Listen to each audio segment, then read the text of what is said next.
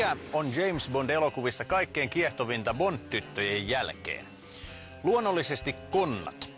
Ajatelkaapa vaikka hulluja tiedemiehiä, silmälappupäisiä maailmanvallotusta haikailevia paroneita, kolmenännisiä palkkamurhaajia tai muita sekopäitä.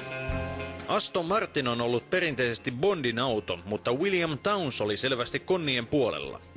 Hän nimittäin suunnitteli 1970-luvun puolivälissä sellaisen Astonin, joka oli selkeästi hullun neron ajoneuvoksi tarkoitettu. Se auto on Aston Martin Lagonda. Lagonda esiteltiin maailmalle vuonna 1976 ja sitä valmistettiin 13 vuoden aikana ainoastaan 635 kappaletta. Se oli luksussedan, jossa ulkoa tai sisältä mikään ei ollut perinteisellä tavalla kohdallaan. Auto oli kauniisti sanottuna happoisa.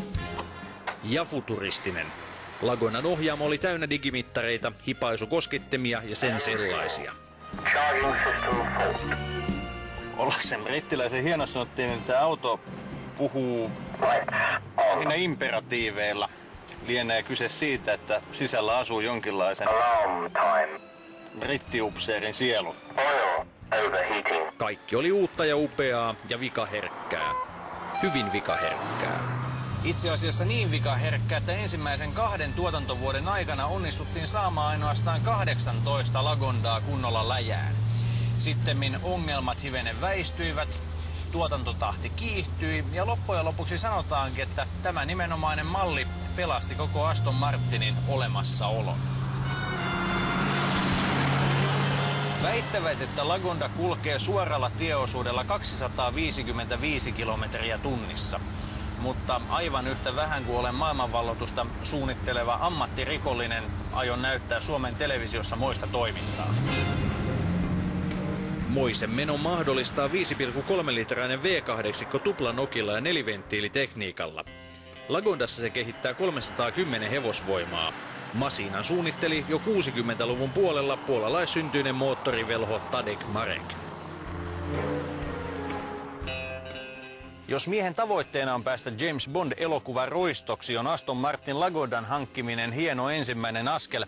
Sen jälkeen tarvitaan enää vain mekaaninen tekokäsi ja valkohai uimaan olohuoneen, meriakvaarioon sekä kiinalainen kääpiöturvamies, joka osaa heittää tikareita.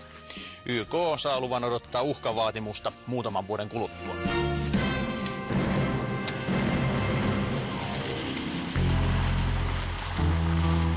On siis aika kutsua apuun sellainen auto, joka kelpaa itse 007.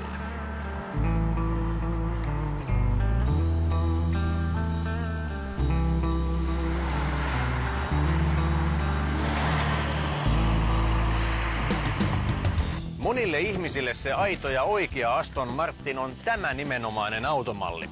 Vuonna 1969 ensiesittelynsä saanut tehokas nelipaikkainen kupee mallimerkinnältään V8.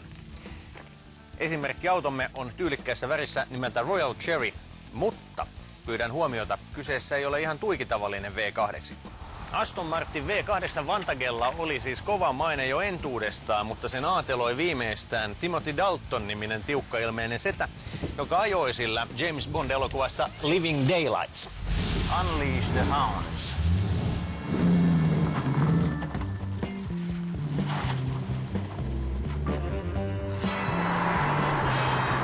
Tässä konttorissa tietää viihtyvänsä ensi hetkistä alkaen. Englantilainen upottava kermanvärinen nahkaverhoilu, 60-luvulta periytyvä instrumentiikka ja ennen kaikkea tuon mahtavan voimanlähteen möyryäminen saavat aikaan sellaisen tunteen, että tänään jaossa tulee käteen pelkkiä valtteja. Aston Martin kokeili liittää moottorinsa Bossin polttoaineen ruiskutusjärjestelmään 70-luvun alkupuolella, mutta Vantage-versiossa aina vuoteen 90 saakka polttoaine tungetaan sisään kaasareen. Ja sitä tungetaan sisään niin raivoisasti, että V8 Vantage kiihtyy 0-100 testien mukaan 5,2 sekunnissa. 5-pykäläisen manuaalivaihteesta on valmistanut ZF, ja sehän ainakin tietää sitä, että se on täsmällinen ja tanakka. Kuvio on niin sanottu dog leg, eli ykkönen löytyy alhaalta vasemmalta, josta on helppo runtata kakkonen sisään. Ja miksipä ei toista niin tekisi isommassakin vauhdissa, sillä näiden Imuäänien ja jälkipolton kuuntelu on niin kaunista puuhaa.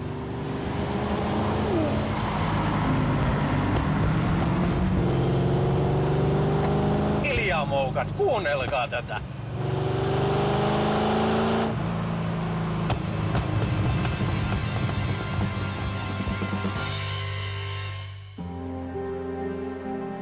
Aston Martinin nykyhetki näyttää tältä.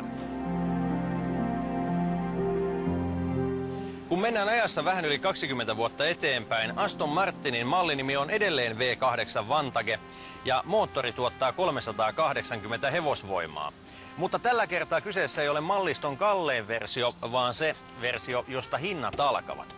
Kone ja oikeastaan koko auto on kuitenkin kokenut melkoisia muutoksia. Nokkapelin alta paljastuu Jaguarin sukua oleva, mutta Astonille vartavasten kasattu 4,3-litrainen kahdeksikko.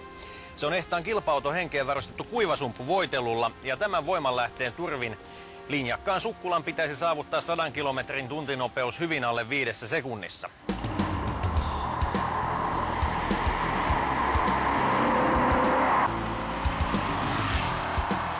Auto lähtee kärkkäästi vääntämään jo matalilta kierroksilta alkaen, niin kuin tietysti kelpo 8 luonteeseen kuuluu. Ja tuo mekaaninen raaka murina, joka tulee mukaan tasan 4000 kierroksessa, kun tuolla hormit oikein kunnolla aukeavat, se on jotain kyllä täysin vastustamatonta. Enää Astoneita ei rakenneta täysin käsityönä, vaan merkki on osa Fordin suurta perhettä.